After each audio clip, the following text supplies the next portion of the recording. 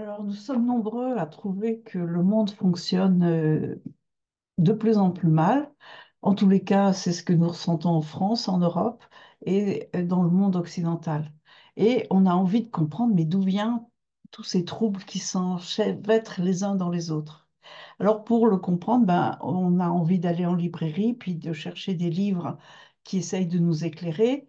Et parmi ces livres, vous avez ceux de Jacques Attali, Bienheureux soit notre monde, qui nous dit, écoutez, il faut que vous les vivants, il faut que vous compreniez que euh, vous êtes dirigés par des illusionnistes qui sont eux-mêmes pilotés par des obscurs, que les obscurs ont compris que le système était en danger, ils ne savent pas y apporter des réponses et ils pressent les vivants de trouver, eux, les réponses, mais des réponses qui, malgré tout, n'entament pas les privilèges qu'ils ont acquis au fil des ans. Et puis, il y a le livre d'Emmanuel Todd, La défaite de l'Occident, qui nous dit, on nous avait fait croire que la démocratie libérale allait être le modèle qui allait nous amener jusqu'à la nuit des temps. Et en réalité, on constate que ce modèle, il a passé son pic d'efficacité et maintenant il répand à travers la planète la religion du rien. Et cette religion du rien, elle est très dangereuse parce que, en fait, elle projette les individus dans une espèce de vide où on ne sait pas trop où se raccrocher à quoi. Et c'est comme ça que les populismes prospèrent, hein, puisque les individus cherchent des personnalités fortes qui affirment, sans le démontrer, que si on leur donne le pouvoir, avec eux, les problèmes seront réglés très vite, sans préciser très mal. Et puis, il y a le livre de David Bavrez qui nous dit, oh là là, il y a plein de crises qui sont imbriquées les unes dans les autres. Alors, on va se concentrer sur trois crises et après on réglera toutes les autres. Et les crises qu'il a identifiées, c'est l'énergie, la démocratie et la dette. Et effectivement, qui pourrait être contre cette approche. Mais quand on a lu tout ça, on n'a pas la réponse à la question qu'on se posait au départ. Qu'est-ce qui fait que tout devient inexplicable? Qu'est-ce qui fait qu'on a cette sensation de fin d'une époque et comment on pourrait reconstruire l'époque qui vient? Alors, puisqu'on n'a pas trouvé dans les livres, on va aller sur les réseaux sociaux et là, on va trouver des gens très militants, très engagés et quelquefois un peu extrêmes. Alors, il y a tous ceux qui sont perturbés par le climat, l'évolution du climat, et c'est vrai qu'il y a matière à être perturbé parce que nos habitats, nos modes de vie ne sont pas du tout préparés à cette évolution. Et c'est d'ailleurs la raison pour laquelle par exemple, la haute finance nous presse de trouver des solutions parce que les assureurs tirent les sonnettes d'alarme. Ils ne sont pas, les assurances ne sont pas calibrées pour reconstruire des villes dévastées par des inondations ou des ouragans ou je sais pas quoi. Il faut savoir tout de même que la planète est un organe vivant et elle a des périodes agitées et des périodes de tranquillité, d'apaisement.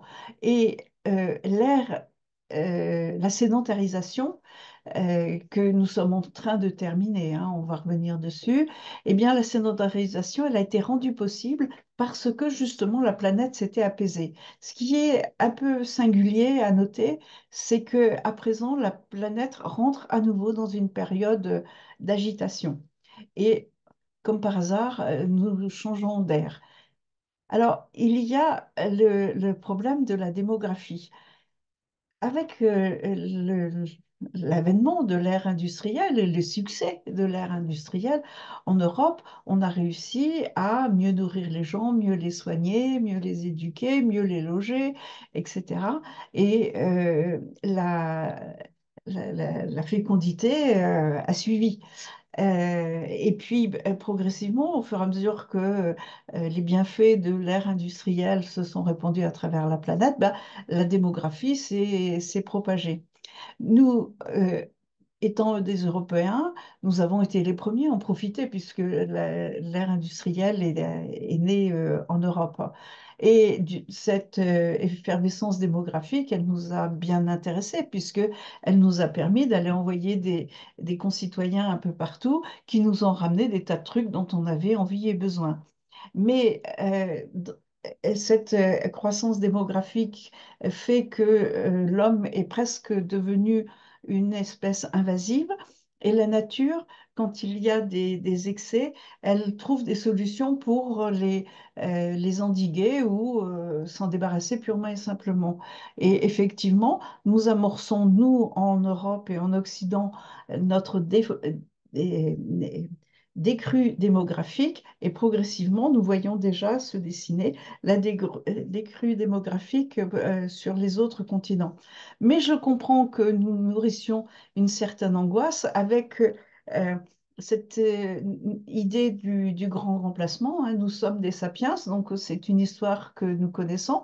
Les Américains, ils la connaissent aussi tout à fait bien, hein, puisque bah, quand ils ont envahi l'Amérique, ils ont jeté par-dessus bord en quelque sorte les occupants. Donc cette sensation, effectivement, est très angoissante. Et c'est sûrement pas en essayant de l'écraser avec ou de dresser des murs qu'on va arriver à résoudre le problème. Il existe bien d'autres solutions, mais c'est pas notre sujet aujourd'hui. Alors, il y a la démographie, et puis quand on change de civilisation, il y a toujours la santé qui devient un problème nouveau, qui crée des problèmes nouveaux. Quand nos aînés se sont sédentarisés, ils ont été confrontés à des pathologies auxquelles ils n'étaient pas habitués. Très concrètement, ils se sont mis à dormir toujours au même endroit à longueur d'année, alors qu'avant, comme ils se déplaçaient tout le temps, eh bien, ils n'avaient pas les parasites qui se sont installés dans leur couche, hein, ça n'existait pas. Voilà. Donc, nous, effectivement, nous avons des problèmes sanitaires. Par exemple, notre sécurité sociale, telle qu'elle est aujourd'hui, elle a été conçue pour faire face aux maladies et aux accidents. Et maintenant, elle doit faire face aux affections longue durée et certaines d'entre elles posent des problèmes encore plus pointus qui sont toutes celles qui concernent la psychiatrie, sur lequel pour l'instant on n'est pas encore bien outillé et il va falloir trouver des solutions.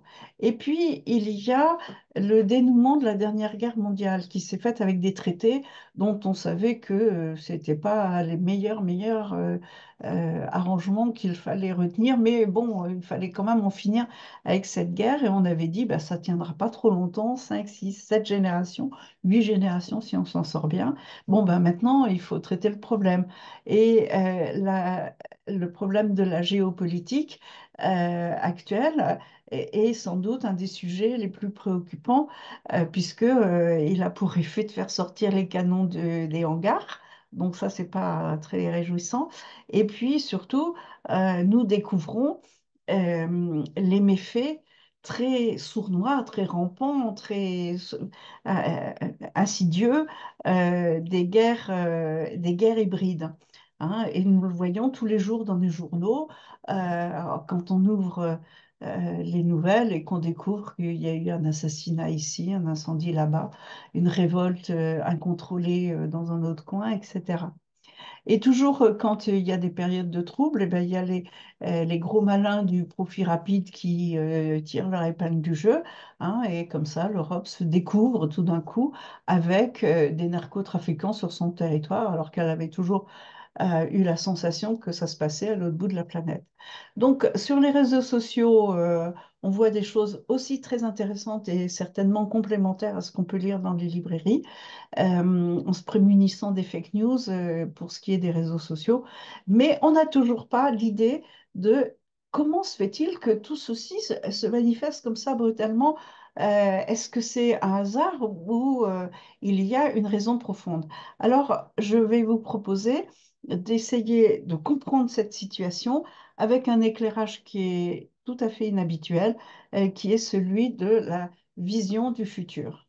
Alors, la vision du futur, c'est en fait quatre métiers. Le plus ancien, c'est l'astrologie. Et l'astrologie, elle nous dit quelque chose d'assez troublant. L'astrologie, son approche, c'est de regarder l'impact des astres sur le vivant.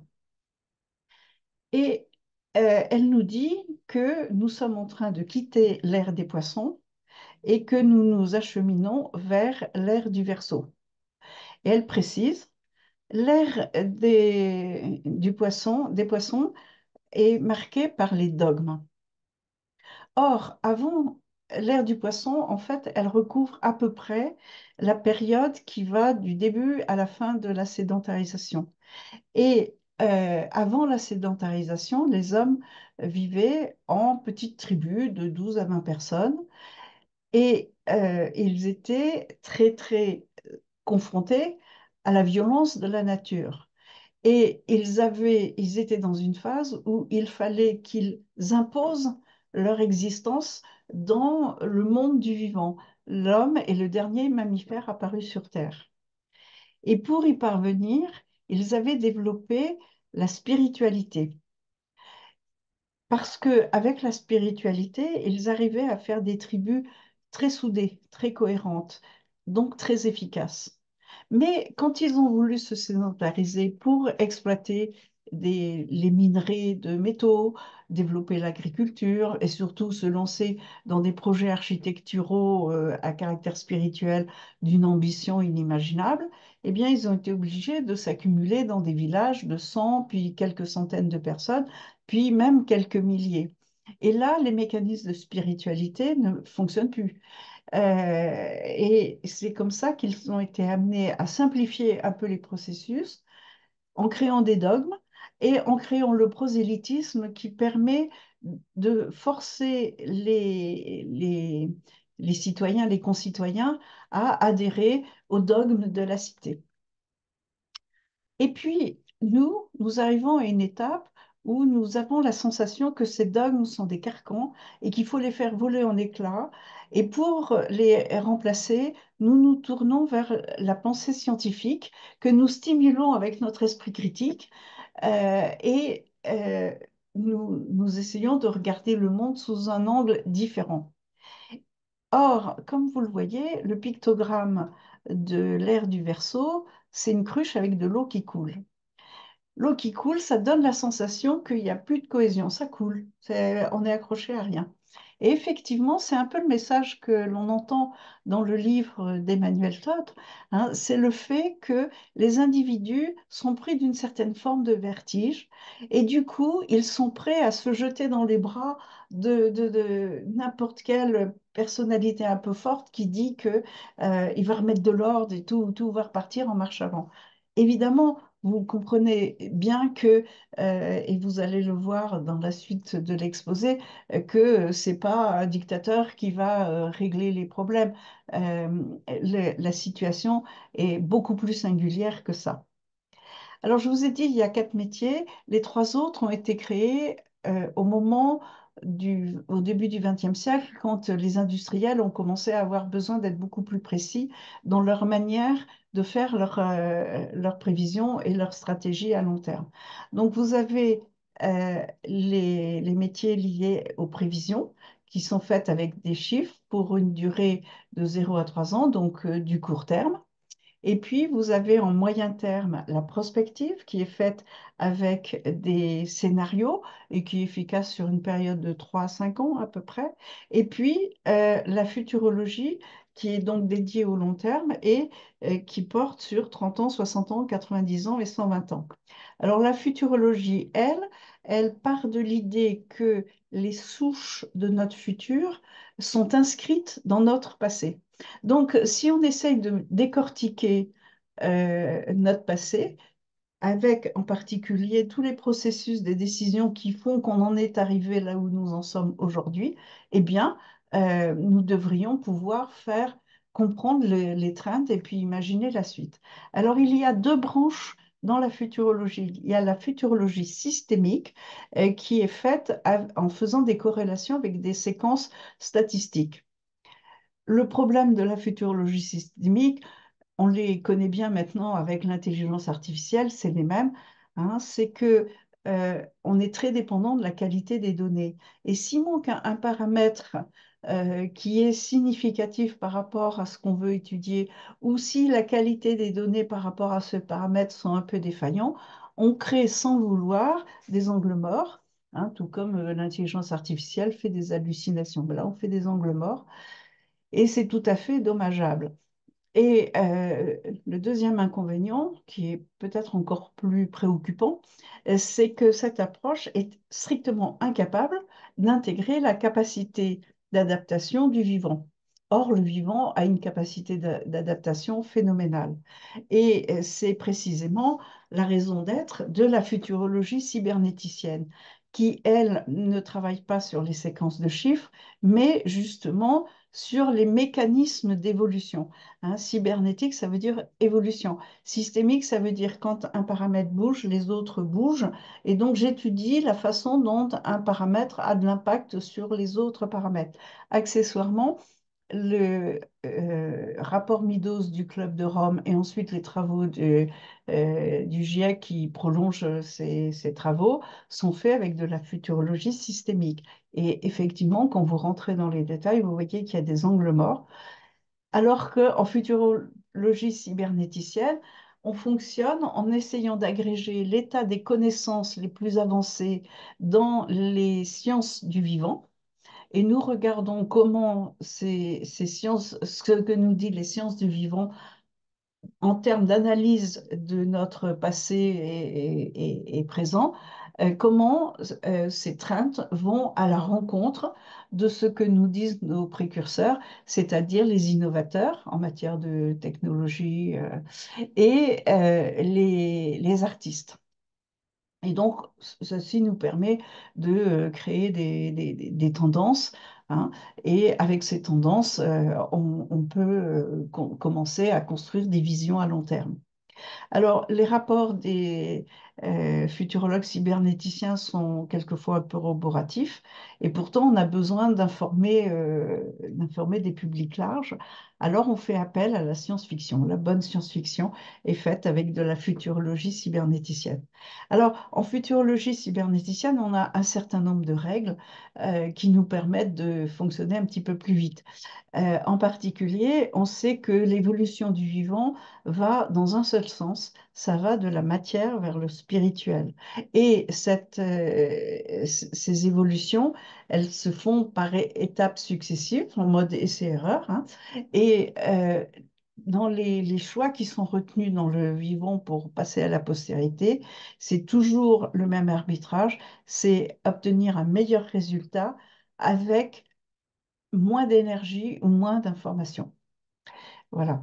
Alors, euh, pour comprendre la situation dans laquelle on est, on va faire de la futurologie cybernéticienne.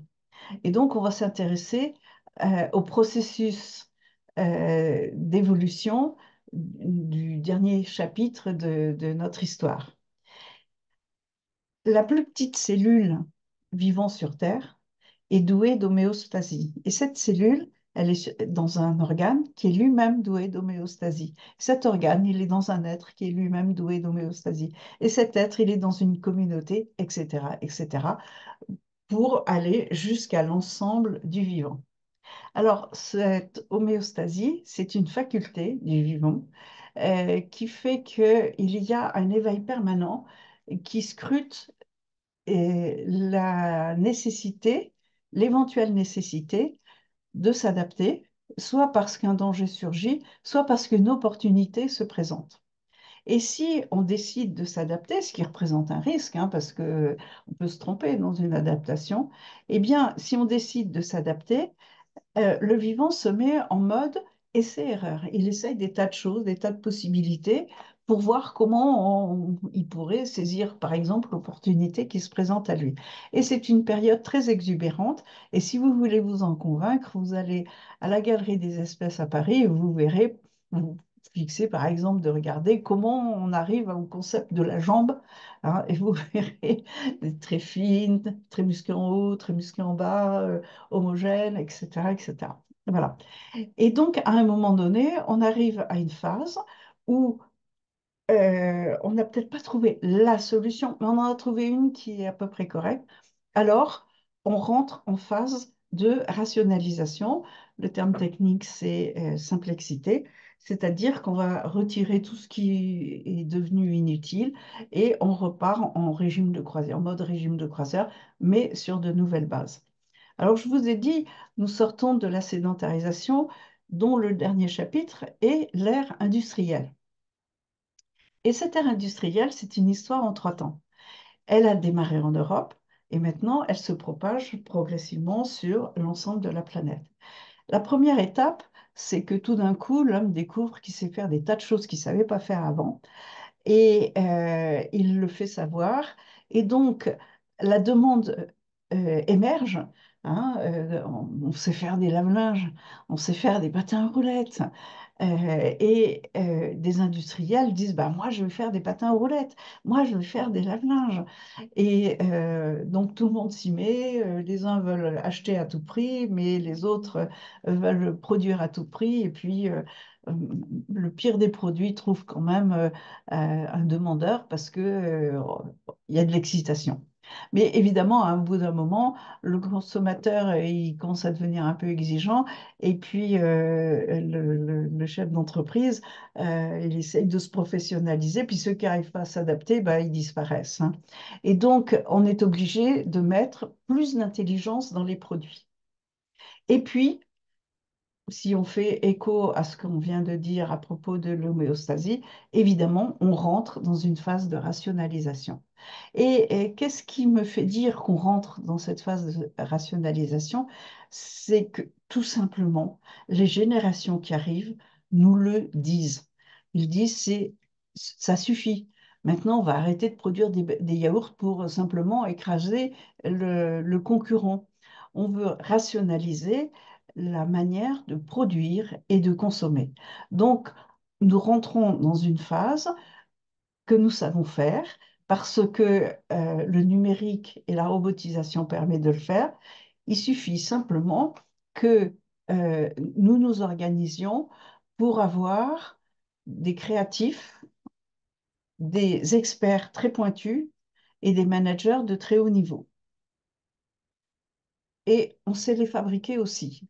Et donc, on voit bien que ce processus de rationalisation est irréversible, sauf que il crée des ruptures fondamentales.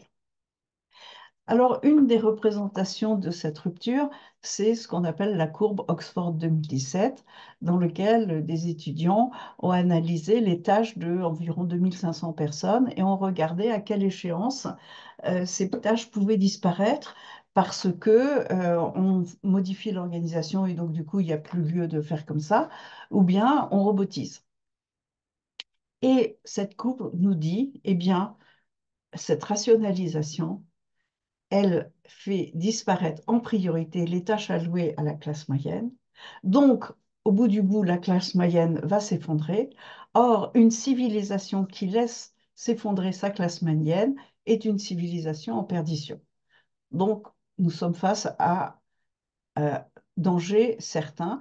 Et évidemment, comme c'est l'Europe et plus largement l'Occident qui rentre dans cette phase-là, bah, on est très mis en danger.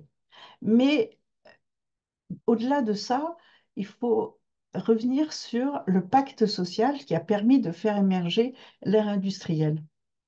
L'idée, ça a été de dire, le progrès advient désormais via les entrepreneurs.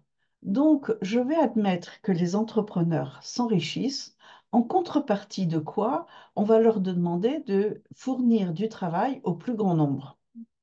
Or, vous voyez qu'avec cette phase, cette nouvelle phase, on ne sait pas faire. Voilà. La deuxième chose, c'est qu'on a mis des assurances chômage, des protections, de telle manière que celui qui, par malheur, tombe dans une période de chômage soit pris quand même par la collectivité et pour qu'il puisse retrouver un travail très rapidement. Or, dans ce schéma-là, que ce soit ce qu'on appelle ce qu'on désigne par les bad jobs, les jobs qui sont difficiles à, à faire disparaître, et au demeurant qui sont déconsidérés parce qu'ils sont dangereux et souvent mal payés. Mais surtout les good jobs, hein, qui sont ceux qu'on a évoqués tout à l'heure, c'est-à-dire les jobs créatifs, euh, experts et managériaux, eh bien, ce sont, dans un monde très rationalisé, les jobs qu'on ne peut pas faire fonctionner à jet continu.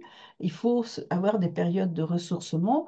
Et donc, l'idée qu'on se fait du chômage tel que, il était au XXe siècle ne ressemble plus du tout à celui dont on a besoin, puisque celui dont on a besoin maintenant, ce sont des périodes de ressourcement et non des accidents du travail. Donc, on voit que les choses changent très profondément euh, et de façon assez anxiogène. Mais en réalité, les générations qui arrivent ont déjà la solution.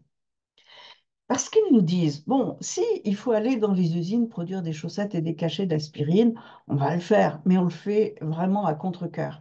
Parce que aller travailler dans une usine de 350 000 personnes, ou quand on se décarcasse pour faire des choses intéressantes, personne ne nous remercie, et quand on fait des bêtises, on passe dans la foule et finalement, ça se passe pas si mal que ça.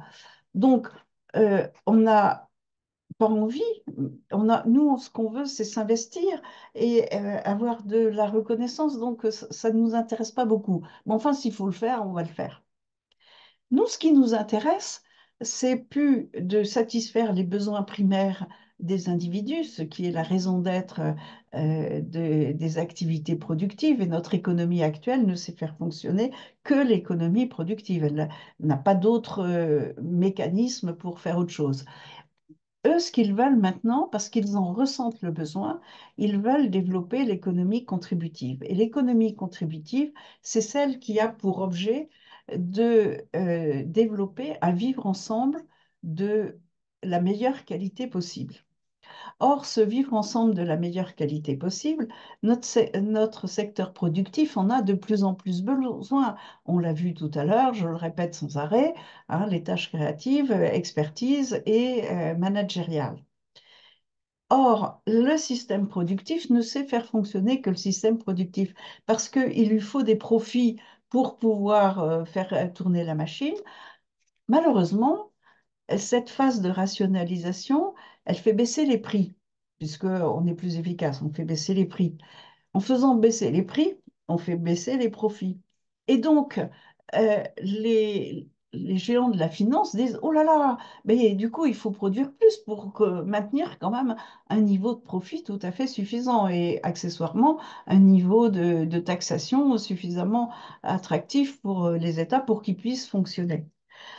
Et pendant ce temps-là, pour pouvoir quand même nourrir le système productif, eh bien, on a tendance à accentuer l'idée que ce qui est fait dans le secteur contributif est une dépense et que ces dépenses, il faut s'en débarrasser. Parce que le secteur contributif, il existe, il tourne, hein. Il est fait avec des subventions et des dons. Les dons ne sont pas extensibles. Les subventions, ben, c'est le produit des taxations et on ne peut pas taxer aussi fort que possible. Et donc, pour compenser, pour pouvoir laisser la liquidité dans l'environnement productif, ben, on écrase sans arrêt. Et on se retrouve au bout d'un moment avec des écoles qui enseignent plus, des hôpitaux qui soignent plus, des tribunaux qui jugent plus, etc., etc. Évidemment, je grossis le trait, mais il y a un fond de vrai. Alors, si réellement nous voulons rentrer dans cette phase de rationalisation, eh bien, il faut trouver une solution pour ne plus considérer l'espace contributif comme une source de dépenses. Alors, vous me direz, bon, ben, on se met autour d'une table, on en discute et on trouve une solution. Ou c'est plus compliqué que ça. Parce que dans l'économie productive, la création de valeur suit des règles opposées aux créations de valeur de l'économie contributive. Dans l'économie productive, tout a une métrique et, grosso modo, la création de valeur se déprécie à l'usage et avec le temps. Et dans l'économie contributive, c'est donc l'inverse, il n'y a pas de métrique. Et grosso modo, tout est destiné à se valoriser avec le temps. Par contre, nul n'est capable de dire à quelle échéance les fruits rendront ce qu'ils ont reçu et avec quelle amplitude, hein. On ne sait pas combien de temps il faut pour avoir une idée et on ne sait pas du tout combien d'idées il faut agglomérer pour avoir une idée qui puisse passer à la postérité. Donc, on a un vrai chantier à porter et en attendant, les règles de gouvernance qui ont été imaginées par l'Occident pour faire fonctionner l'économie productive sont en train d'intoxiquer l'Occident. L'Occident s'intoxique lui-même en poursuivant ses dogmes, en quelque sorte, ses règles de gestion. Et ce que vous voyez, c'est que les zones géopolitiques qui, elles, sont encore dans l'économie de la demande ou de l'économie de l'offre, mais pas encore dans l'économie de la rationalisation, eh bien, elles viennent mettre en danger l'Occident. Hein, et très concrètement, c'est ce qui fait que nous sommes embêtés avec les voitures chinoises et qui sont produites à très grande échelle, alors que nous rationalisons notre parc avec des voitures plus intelligentes, plus durables, plus ceci, plus cela, qui sont destinées à terme à être des véhicules de l'économie de la fonctionnalité. Donc, on change d'époque, mais on ne peut pas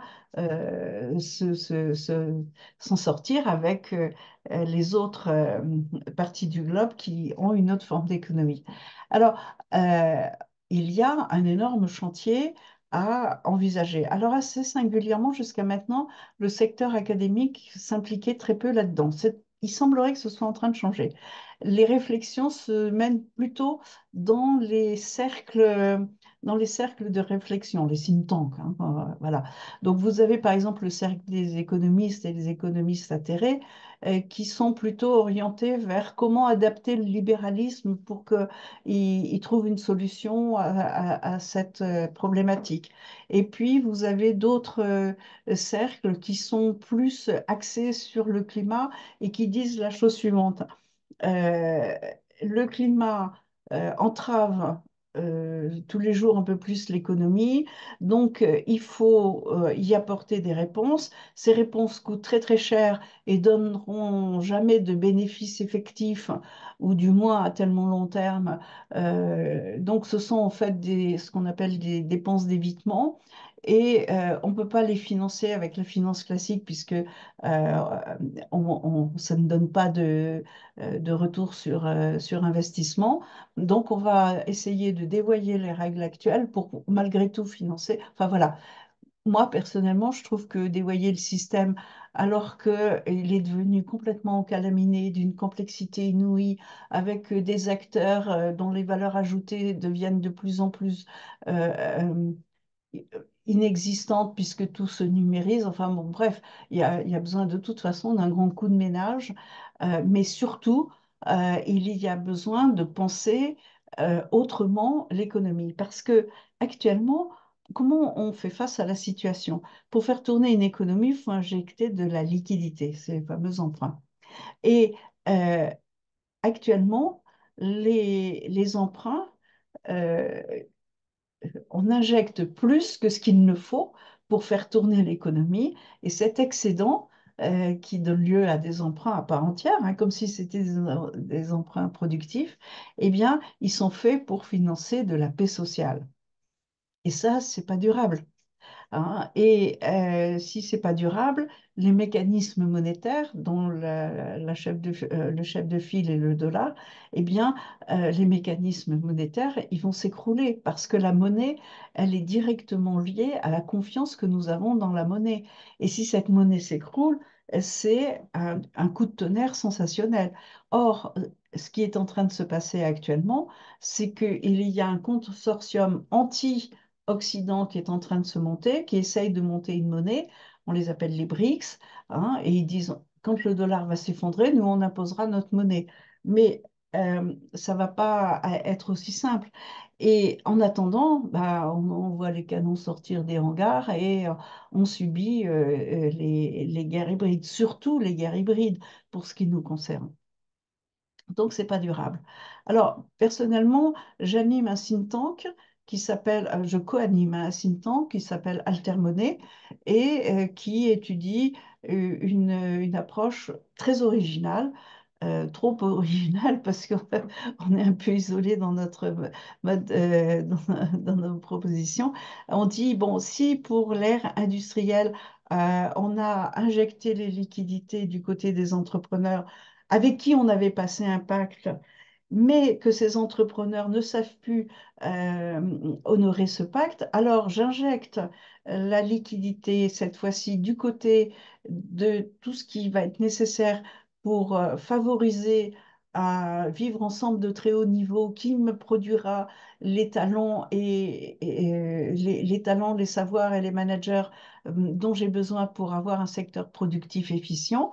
Mais évidemment, je passe un pacte avec les citoyens pour qu'ils s'engagent à faire fonctionner cette nouvelle logique économique. Je rentre pas dans les détails parce que c'est pas notre sujet et je vous dirai comment vous pouvez rentrer dans les détails par vous-même. Toujours est-il que, alors on voit qu'on se lance dans une évolution qui s'inscrit quand même dans le long terme. Personnellement, je pense que tous les problèmes que nous sommes en train d'évoquer, ils vont maturer pendant un siècle, hein, jusqu'à la fin du 21e siècle. Donc, ça va être très, très lent. Mais sans attendre la fin du 21e siècle, évidemment, on voit plein de choses se mettre en place, hein, et moi, je dis que on voit se dessiner, en tous les cas en Europe, une société que je qualifie de symbiotique. Alors, la pensée symbiotique, c'est une pensée qui dit si moi je vais bien, mon entourage en profite. Donc, si je m'arrange pour que mon entourage aille bien, je vais en profiter. Alors, très concrètement, on voit les entreprises abandonner progressivement le mode hiérarchique au profit du mode organique.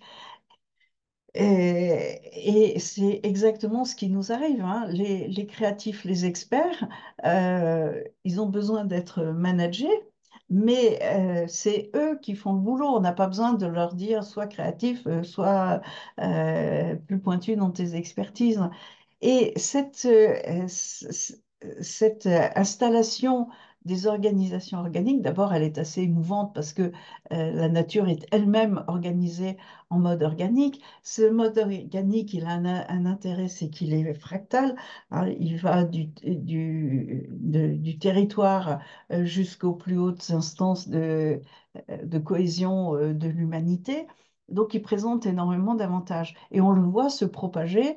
Donc, c'est surtout les entreprises qui ont commencé à le faire, mais on le voit dans le monde associatif, dans les institutions, etc., etc.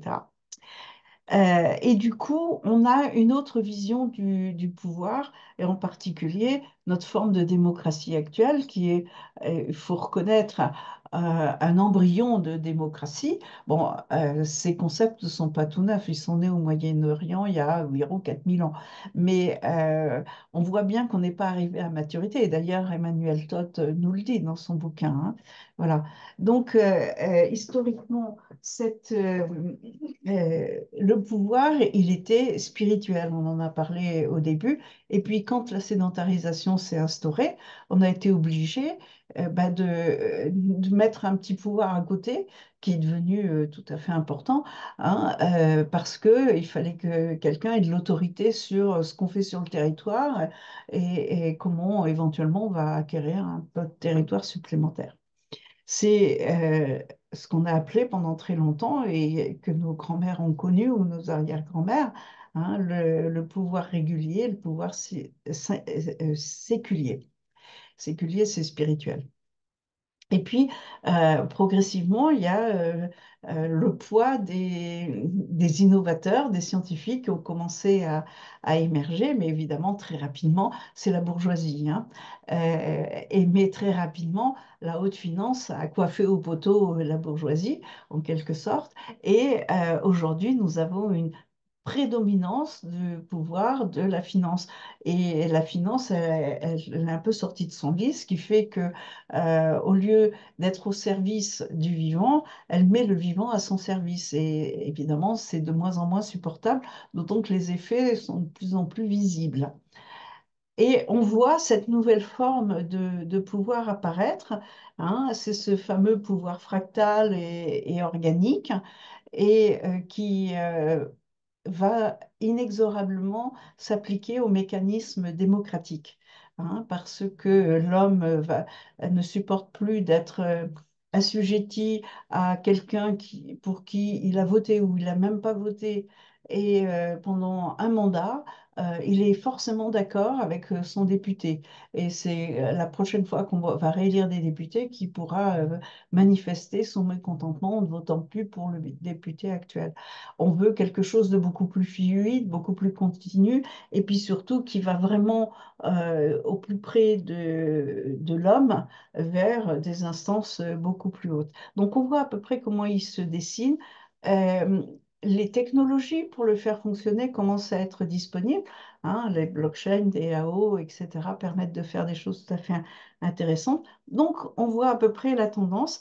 Et tant qu'à restructurer le pouvoir, évidemment, il va falloir le remettre avec ces différentes couches. Parce que vous voyez qu'on l'a évoqué à plusieurs reprises, la spiritualité, c'est quand même le point de départ. Et le fait de ne plus en avoir ou d'avoir une spiritualité un peu incontrôlée présente quand même de gros dangers. Alors, le tissu entrepreneurial qu'on a commencé à évoquer, on l'appelle économie circulaire. Les entreprises ne sont pas circulaires sur elles-mêmes, elles sont circulaires les unes par rapport aux autres. Eh bien, nous n'avons pas d'instance qui gère cette circularité. Personnellement, je préconise de remettre en route les commissariats au plan.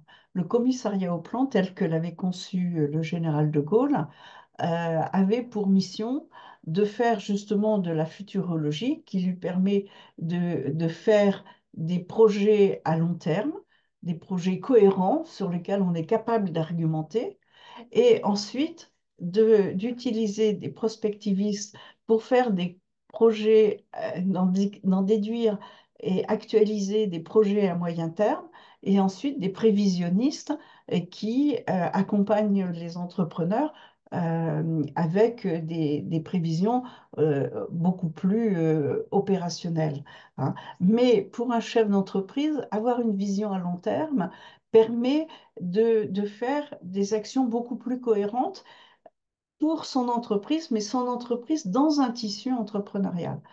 La deuxième remarque que je voudrais faire, c'est que au XXe siècle, le challenge, c'était de faire des entreprises puissantes qui allaient à la conquête des marchés mondiaux. Mais là, dans le changement de philosophie que nous sommes en train d'aborder, c'est plus tout à fait ça dont nous avons besoin. Nous avons besoin d'avoir une vision sur notre souveraineté. La souveraineté, ça veut pas dire être autarcique et maîtriser tout à l'intérieur de sa bulle, hein.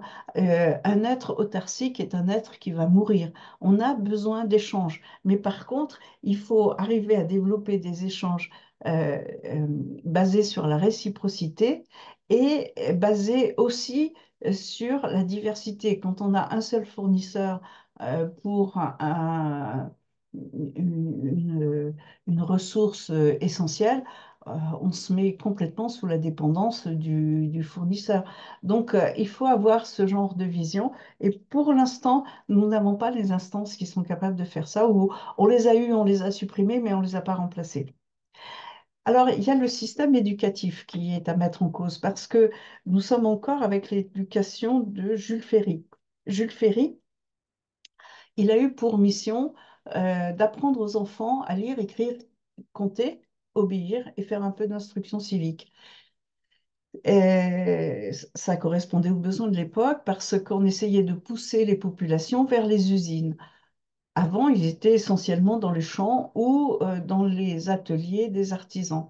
Et la transmission des savoirs était exclusivement orale. Et donc, quand ils sont arrivés dans les usines, on s'est aperçu qu'il fallait qu'ils sachent lire, écrire et compter parce qu'on n'avait pas le temps de faire de la transmission orale. Donc, voilà. Aujourd'hui, nous voyons que notre manière de fabriquer de la valeur va reposer sur la capacité de la nation à faire fonctionner le plus efficacement possible son intelligence collective. Un individu, c'est une palette d'intelligence. Gardner dit il y a 9 intelligences. La main, le cœur, les maths, la musique, etc. Et donc un individu, c'est une palette. Et il faut permettre aux individus de comprendre quelles sont leurs intelligences. Et une, deux, trois, les multipotentiels sont intelligents dans tous les domaines et c'est très compliqué. Mais en général, un individu, c'est deux, trois zones d'excellence. Donc il faut que les enfants apprennent à détecter leurs zones d'excellence et ensuite, en faisant cet exercice, ils apprennent à comprendre les excellences des autres. Et c'est en mettant en synergie leur complémentarité que l'intelligence collective peut se développer. Ce type d'éducation est en train de se propager dans les pays du nord de l'Europe et commence à venir vers nous. Et c'est très important. Et puis, tant qu'à revoir le pacte social, parce que vous avez vu qu'on est obligé de le revoir, eh bien, il va falloir le réajuster avec la réalité. La réalité, c'est que quand un individu naît, c'est un bébé et il a besoin d'amour pour acquérir de la confiance. Ensuite, il a envie d'apprendre. Et puis ensuite, il a envie de faire. Et ensuite, il a envie d'innover. Et ensuite, il a envie de transmettre parce que, il a envie que les générations suivantes ne réinventent pas l'eau chaude à chaque étape. Et quand il a fait tout ça, il a envie de rayonner de la paix. Eh bien, en plus, il joue un rôle tout à fait important auprès des enfants. C'est ce qu'on appelle la révélation d'ADN. Un enfant reçoit de ses parents ce qui est nécessaire pour se préparer à aller dans le monde qui vient. Mais cet enfant, il a besoin de comprendre ses racines pour acquérir de la solidité. Et c'est à travers les grands-parents que cette opération se fait. Or, vous voyez que notre système ne récompense qu'une seule étape, qui grosso modo actuellement se situe entre 25 et 45 ans, ce qui est très peu. Alors qu'en fait, tout au long de la partie droite du schéma, nous voyons que les individus produisent de la valeur et ont besoin de produire de la valeur parce que quand on les en empêche, ils développent des pathologies. Ils s'effondrent médicalement et on les tient avec des trombones et des élastiques, ce qui n'est pas rationnel. Donc, l'économie contributive, entre autres, favorise cette continuité de création de valeur pendant toute la vie. Au niveau international, il faut arriver à bien faire fructifier les diversités culturelles qui existent à travers la planète. Actuellement, nous sommes plutôt sous l'emprise d'une pensée américaine et la pensée américaine telle qu'elle est aujourd'hui, nord-américaine, elle est utilitariste. Et justement, c'est un peu cet utilitarisme qu'on a dénoncé avec le livre d'Emmanuel Todd. Les Chinois, plus largement les Asiatiques, ils sont confucianistes, c'est-à-dire que ils considèrent que les intérêts des individus passent après les intérêts de la communauté. Et nous, les Européens, nous sommes stoïciens. Ça veut dire que nous sommes très, très attachés à nos droits et à nos devoirs. Et c'est encore une autre logique.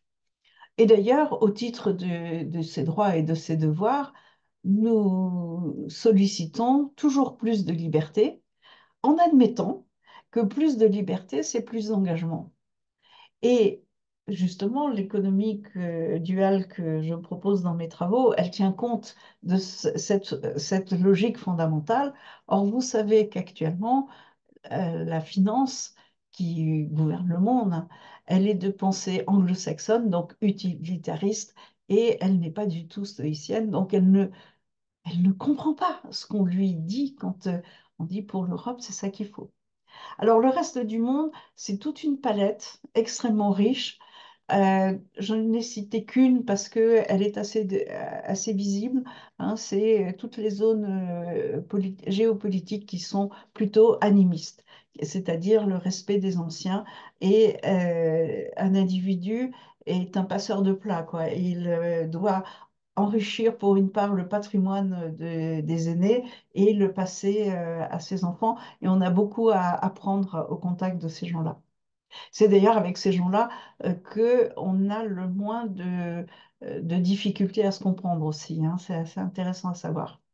Alors, le numérique est la base de notre mutation, hein. C'est pas parce que nos vies changent, pas parce que nous avons développé le numérique, c'est parce que nous voulons évoluer que nous développons le numérique. Et les Américains l'ont totalement bien compris. Au passage, la dernière guerre mondiale, sans les machines IBM, elle n'aurait pas du tout ressemblé à ce qu'on connaît. Avec les machines IBM, sans les machines IBM, il n'y a pas la Shoah et il n'y a pas le débarquement, par exemple. Alors, eux, ils ont dit, comme ils sont utilitaristes, ils disent, bon, finalement, hein, au bout du bout, tous les États ont les mêmes problèmes, hein, rendre la justice, soigner les gens, faire en sorte que le commerce marche bien, etc., etc. Donc, nous, on va prendre le leadership sur la chose informatique et on proposera aux États d'utiliser notre informatique qui va être de portée mondiale. Hein, c'est comme ça que à un certain niveau de design de la stratégie numérique qui est actuellement en place, il y a l'idée de développer des entreprises supranationales, hein, et quand Bill Gates ou Mark Zuckerberg vient en France, il est reçu comme un chef d'État. Eh bien, l'idée, c'est de dire Facebook va régler les différends entre les personnes, Amazon dans le monde du commerce, LinkedIn dans le monde du travail, etc., etc. Or, cette idée ne convient pas aux Européens. Ils ne comprennent pas que leur sort soit traité par des entreprises privées, fussent-elles supranationales. Ils ne comprennent pas que, ils ont des législations et des réglementations qui concerne les Européens et chacun des pays, mais que sur des questions clés, ils se retrouvent avec une législation californienne. Ça leur semble, voilà. Donc, ils n'ont pas confiance dans cette approche-là. La Chine, elle, évidemment, elle développe une pensée confucianiste, hein, et ça donne notamment la notation sociale qui nous hérisse le poil, nous les Européens. Alors, nous, les Européens, on a été mis à l'écart, hein, des développements de ces grands systèmes qui sont au bout du bout d'architecture du XXe siècle, c'est-à-dire très centralisatrice. Et on sait en informatique que l'informatique se calcifie avec le temps, surtout quand elle est centralisatrice. Donc on voit bien qu'il faut que nous prenions notre sort en main avant que ces systèmes ne s'effondrent. Et comme nous avons été mis au banc de ces développements, nous avons développé notre propre vision du numérique. Et comme par un hasard stupéfiant, notre numérique, il est très organique et fractal. Hein. Nous sommes le berceau du peer-to-peer. Nous sommes très avancés dans les blockchains, euh, dans tout ce qui fait de l'informatique décentralisée et pourtant coordonnée. Et ceci reflète totalement notre mode de gouvernance. On peut dire que l'Europe est un peu diesel dans ses prises de décision, c'est vrai, mais l'Europe est le coin de la planète où il y a une diversité géologique et climatologique exceptionnelle. Et c'est ça qui fait toute notre richesse. Et on essaye de préserver nos spécificités et de les mettre en synergie, de les mettre en source de richesse, en source de progrès. Donc, il faut que l'Europe s'approprie son propre numérique et soit créatif et audacieux dans son propre numérique. Alors, si on résume cet exposé qui est peut-être un petit peu long, mais en même temps, il touche des questions complexes, on peut dire qu'on rentre dans une troisième phase d'une étape qui a commencé avec les nomades qui étaient gouvernés via la spiritualité. Nous avons eu la période sédentaire qui a permis de faire société à travers les dogmes. Et là, nous rentrons dans une nouvelle ère où nous allons faire société à travers l'intelligence collective. Et cette approche fait que nous devons renoncer à rechercher à tout prix à fabriquer de la richesse au profit de fabriquer de la prospérité. Et seulement quand nous aurons, et pour le fabriquer, il faut protéger la communauté, parce que pour développer de la richesse, on y est arrivé en protégeant la propriété. Et là, maintenant, il faut protéger la communauté. Et quand nous aurons fait toutes ces étapes, nous pourrons traiter euh, avec beaucoup d'aisance toutes ces crises auxquelles nous sommes réellement confrontés. Donc, soyons porteurs de euh, cette, euh, euh, cette vision, hein, en développant l'intelligence collective, évidemment, continuant à travailler sur l'ensemble de ces sujets, des nouvelles formes d'énergie, une approche rationnelle des variations démographiques, une lutte efficace contre les guerres hybrides, une évolution de notre système de santé et plus largement de notre système éducatif, une refonte de notre approche de, des variations climatiques qui font qu'il faut revoir l'agriculture, revoir l'habitat, revoir les transports, etc., etc. Et assez rapidement, une fois que nous aurons retrouvé de la prospérité, nous trouverons, j'en fais le vœu en tous les cas, des traités internationaux basés sur la réciprocité et une éradication des systèmes mafieux. Alors, tous ces sujets, je les traite au fil du temps. Je sors un livre à peu près tous les 5 ans. L'actuel, là, qui s'appelle Quelle monnaie pour quel modèle de civilisation. Il n'est pas encore en librairie parce que je le fais tourner de façon à avoir des remontées d'un certain nombre de lecteurs.